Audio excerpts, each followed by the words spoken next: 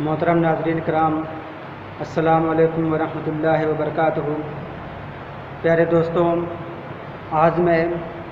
آپ کو محرم کی 10 تاریخ کی فضیلت بتاؤں گا، اور اس ویڈیو میں آپ کو یہ بتاؤں گا کہ 10 محرم کو اللہ تعالیٰ نے کن 10 عنایتیں فرمائی ہیں، ان سب کا بیان کروں گا۔ اور اس سے پہلے میں آپ سے یہ عرض کرنا چاہتا ہوں کہ اگر آپ نے ابھی تک ہمارے چینل کو سبسکرائب نہیں کیا ہے تو اس کو سبسکرائب کر دیں اور ہماری ویڈیو کو لائک کر دیں اور اس کو آگے شیئر بھی کریں، کیونکہ یہ دین کا کام ہے آگے اس کو پہنچانا، تاکہ جو لوگ نہ جانتے ہوں اس بات کو ان لوگوں کو بھی معلوم ہو جائے۔ تو چلیے شروع کرتے ہیں کہ اللہ تعالیٰ نے 10 محرم الحرام کو کون کون سی فضیلت عطا فرمائی ہے۔ کہ آپ صلی اللہ علیہ وسلم نے ارشاد فرمایا کہ جس نے محرم کے کسی دن روزہ رکھا اس کو ہر روزہ کے عوض 30 دن کے روزوں کا ثواب ملے گا۔ اور اسی طریقے سے ایک اور حدیث مروی ہے کہ آپ صلی اللہ علیہ وسلم نے فرمایا کہ جس نے محرم کی 10 تاریخ کو روزہ رکھا، یعنی یوم عاشورہ کا روزہ رکھا، اس کو 10,000 فرشتوں، 10,000 شہیدوں اور 10,000 حج عمرہ کرنے والوں کا ثواب دیا جائے گا۔ اور جس نے عاشورہ کے دن کسی یتیم کے سر پر ہاتھ پھیرا تو اس کے ہر بال کے عوض جنت میں اس کا درجہ بلند کرے گا اللہ پاک۔ اور جس نے عاشورہ کی شام کو کسی مومن کو روزہ کھلوایا، گویا اس نے اپنی طرف سے ساری امت محمدیہ کا پیٹ بھرا، اور روزہ کھلوایا اور ساری امت کا پیٹ بھرا۔ صحابہ کرام نے عرض کیا کہ یا رسول اللہ صلی اللہ تعالیٰ علیہ وسلم، اللہ تعالیٰ نے عاشورہ کے دن کو تمام دنوں پر فضیلت دی ہے۔ حضور صلی اللہ علیہ وسلم نے فرمایا کہ ہاں، اللہ تعالیٰ آسمانوں، زمینوں اور پہاڑوں، سمندروں کو عاشورہ کے دن پیدا فرمایا، لوح و قلم بھی عاشورہ کے دن پیدا فرمائے۔ حضرت آدم علیہ السلام عاشورہ کے دن پیدا ہوئے، اور حضرت آدم علیہ السلام کو جنت میں عاشورہ کے دن ہی داخل کیا گیا۔ اور حضرت ابراہیم علیہ السلام عاشورہ کے دن پیدا ہوئے،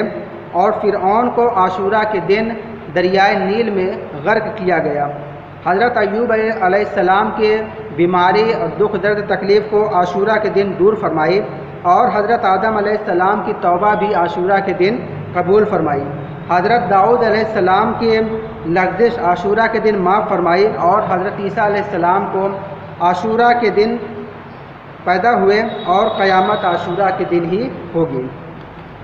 اسی طریقے سے ایک اور حدیث جو حضرت عمر رضی اللہ تعالیٰ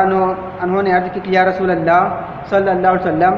اللہ تعالیٰ نے عاشورہ کے روزے کے ساتھ ہم کو بڑی فضیلت عطا فرمائی ہے۔ حضور صلی اللہ علیہ وسلم نے فرمایا کہ ہاں، ایسا ہی ہے، کیونکہ اسی دن اللہ تعالیٰ نے عرش و کرسی، ستاروں اور پہاڑوں کو پیدا فرمایا،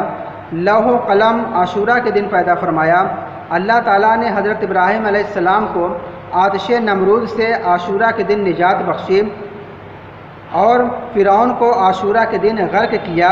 حضرت ادریس علیہ السلام کو عاشورہ کے دن آسمان کو اٹھایا، اور حضرت ایوب علیہ السلام کے دکھ درد کو عاشورہ کے دن دور کیا، اور حضرت عیسیٰ علیہ السلام کو عاشورہ کے دن آسمان پر اٹھایا۔ عیسیٰ علیہ السلام کی پیدائش بھی عاشورہ کے دن ہوئی۔ حضرت آدم علیہ السلام کی توبہ بھی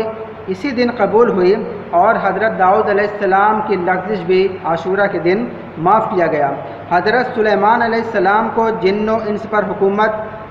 اسی دن عطا ہوئی، یعنی عاشورہ کے دن عطا ہوئی، اور خود باری تعالیٰ عاشورہ کے دن عرش پر مطمئن ہوا، اور قیامت عاشورہ کے دن ہوگی۔ آسمان سے سب سے پہلی بارش عاشورہ کے دن ہوئی۔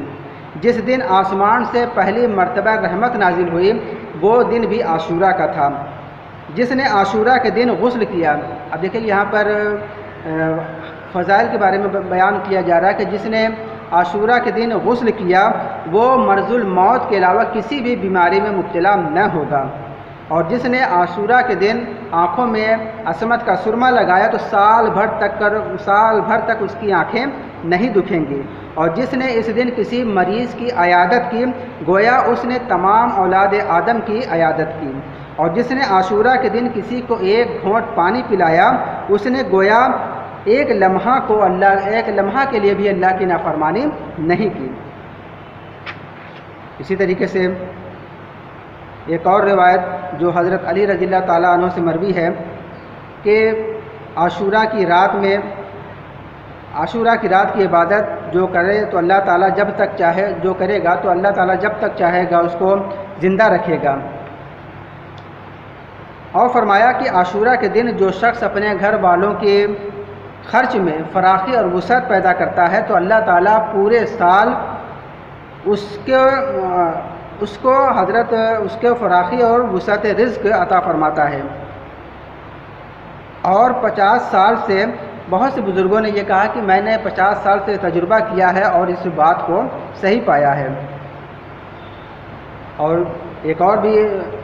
حدیث روایت ہے کہ عاشورہ کے دن جنگلی جانور بھی روزہ رکھتے ہیں، کہ حضرت ابو ہریرہ رضی اللہ تعالیٰ عنہ کی روایت ہے کہ رسول اللہ صلی اللہ علیہ وسلم نے ارشاد فرمایا کہ ماہ رمضان کے بعد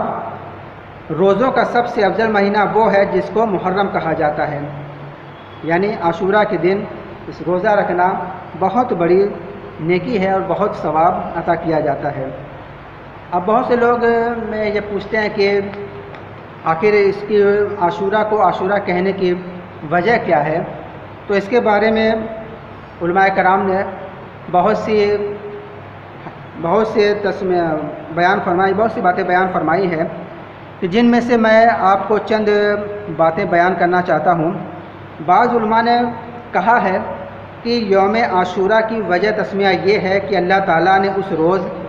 10 پیغمبروں پر ایک خاص عنایت عطا فرمائی، اور کل 10 عنایتیں ہوئی۔ یعنی پہلا، عاشورہ کے دن حضرت آدم علیہ السلام کی توبہ قبول فرمائی، حضرت ادریس علیہ السلام کو مقام رفیع پر اٹھایا، اور حضرت نوح علیہ السلام کی کشتی جودی پہاڑی پر ٹھہری۔ اسی روز حضرت ابراہیم علیہ السلام پیدا ہوئے، اور اسی روز اللہ تعالیٰ نے ان کو اپنا خلیل بنایا، اور اسی دن یعنی محرم کی 10 تاریخ کو اسی دن نمرود کی آگ سے ان کو بچایا، اور اسی روز حضرت داؤد علیہ السلام کی توبہ قبول فرمائی، اور اسی روز حضرت سلیمان علیہ السلام کو جن و انس یعنی کہ سب پر حکومت ملی، اور اسی روز حضرت ایوب علیہ السلام کی دکھ درد اور مصیبت اور بیماری کو ختم کیا۔ اسی دن حضرت موسیٰ علیہ السلام کو دریائے نیل میں غرق ہونے سے بچایا اور فرعون کو غرق کر دیا۔ اسی روز حضرت یونس علیہ السلام کو مچھلی کے پیٹ سے رہائی ملی۔ اسی روز حضرت عیسیٰ علیہ السلام کو آسمان پر اٹھا لیا گیا، اور اسی دن سرور کائنات رسول خدا صلی اللہ علیہ وسلم کی اسی دن تاریخ کو رسول اللہ صلی اللہ علیہ وسلم نے اس کی بہت فضیلت بیان فرمائی ہے۔ اب یہاں پر میں ایک اور بات بھی آپ کو بیان کرنا چاہتا ہوں کہ یوم عاشورہ کی ایک اور فضیلت یہ بھی ہے کہ اسی دن حضرت امام حسین رضی اللہ تعالیٰ عنہ کی شہادت ہوئی۔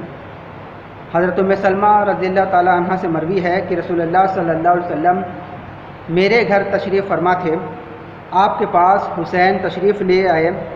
میں نے دروازے سے دیکھا تو وہ رسول اللہ صلی اللہ علیہ وسلم کے سینہ مبارک پر چڑھے ہوئے کھیل رہے تھے،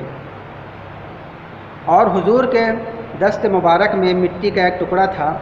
اور حضور کی آنکھوں سے آنسو جاری تھے۔ جب حسین کھیل کر چلے گئے تو میں حضور صلی اللہ علیہ وسلم کے قریب گئی اور میں نے عرض کیا کہ حضور، آپ پر میرے ماں باپ قربان،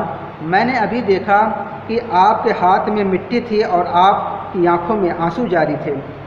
آپ نے فرمایا کہ حسین میرے سینے پر کھیل رہے تھے، میں بہت خوش تھا کہ جبرائیل نے مجھے وہ مٹی لا کر دی جس پر حسین کو شہید کیا جائے گا، اس سبب سے میری آنکھوں میں آنسو آ گئے۔ تو بعض لوگ عاشورہ کا روزہ رکھنے والوں پر لعن طعن کرتے ہیں اور ان حدیثوں اور روایتوں پر نکتہ چینی کرتے ہیں جو یوم عاشورہ کی تعظیم کے سلسلے میں بیان کی گئی ہیں۔ وہ کہتے ہیں کہ اس روز روزہ رکھنا جائز نہیں، کیونکہ اس روز حضرت حسین رضی اللہ تعالیٰ عنہ شہید کیے گئے تھے۔ تو دوستو، میں آپ سے یہ عرض کرنا چاہتا ہوں کہ امام حسین رضی اللہ تعالیٰ عنہ کی شہادت پر ہمیں رنج و غم اور ملال ہونا چاہیے، لیکن روزہ رکھ کر خوشی اور مسرت کا دن قرار دے لیا جاتا ہے، اور اس دن بال بچوں کے مصارف میں خرچ میں فراخی پیدا کر کے خوشی منائی جاتی ہے، فقیروں، محتاجوں اور غریبوں کو خیرات دی جاتی ہے۔ تمام اہل اسلام پر امام حسین کا جو حق ہے اس کا یہ تقاضا نہیں ہے۔ کچھ لوگ یہ اعتراض کرتے ہیں، اور یہ اعتراض کرنے والے غلطی پر ہیں، اور اس کا مسئلہ غلط اور فاسد ہے۔ اللہ تعالیٰ نے اپنے نبی محترم کے فرزند کے شہادت کے لیے، غور فرمائیے کہ اللہ تعالیٰ نے اپنے نبی صلی اللہ علیہ وسلم کے فرزند کے شہادت کے لیے ایسے دن کا انتخاب فرمایا جو قدر و بزرگی اور عظمت و جلالت میں سب دنوں سے افضل اور برتر تھا، کہ ان کو ذاتی بزرگی کے ساتھ مزید بزرگی اور مرتبہ حاصل ہوا اور شہید ہوئے، خلفائے راشدین کے مراتب پر پہنچا دیے گئے۔ اگر آپ کی شہادت کے دن کو مصیبت کا دن بنا لیا جائے تو اس صورت میں دوشنبہ کا دن سب سے زیادہ مصیبت کا دن ٹھہرا۔ اس دن رسول اللہ صلی اللہ علیہ وسلم کی وفات ہوئی۔ تو میرے دوستو، میں آپ کو یہ عرض کرنا چاہتا ہوں کہ امام حسین رضی اللہ تعالیٰ عنہ اور آپ کے اہل بیت میں جو کچھ بھی ہوا، اس کو اپنے سینے میں ہمیں رنج و ملال ہونا چاہیے، ہمیں افسوس ہونا چاہیے، مگر ایک بات یاد رکھیں کہ اللہ تعالیٰ نے اس محرم کی 10 تاریخ کو بڑی بزرگی اور فضیلت عطا فرمائی ہے، اس لیے اس دن کی جو فضیلتیں حدیث میں وارد ہوئی ہیں، یعنی کہ روزہ رکھنا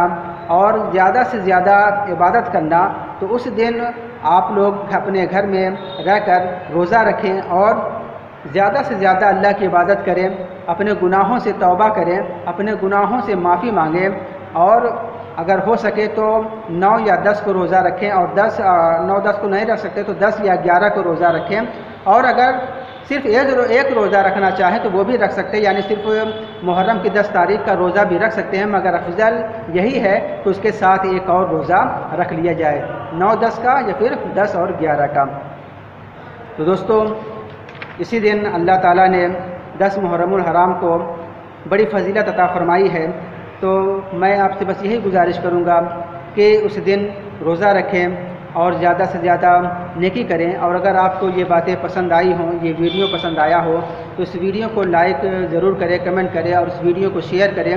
اور اگر آپ نے ابھی تک ہمارے چینل کو سبسکرائب نہیں کیا ہے تو ہمارے چینل کو سبسکرائب بھی کر دیں تاکہ دین میں ہماری مدد ہو جائے۔ میں تو یہی چاہتا ہوں کہ زیادہ سے زیادہ لوگوں تک دین کی باتیں پہنچے تاکہ وہ لوگ بھی ان لوگوں کو بھی دین کا علم حاصل ہو جنہیں علم کا دین حاصل نہیں ہے۔ اللہ تبارک و تعالیٰ سے دعا ہے کہ ہمیں کہنے سننے سے زیادہ عمل کی توفیق عطا فرمائے۔ وآخر دعوانا الحمدللہ رب العالمین۔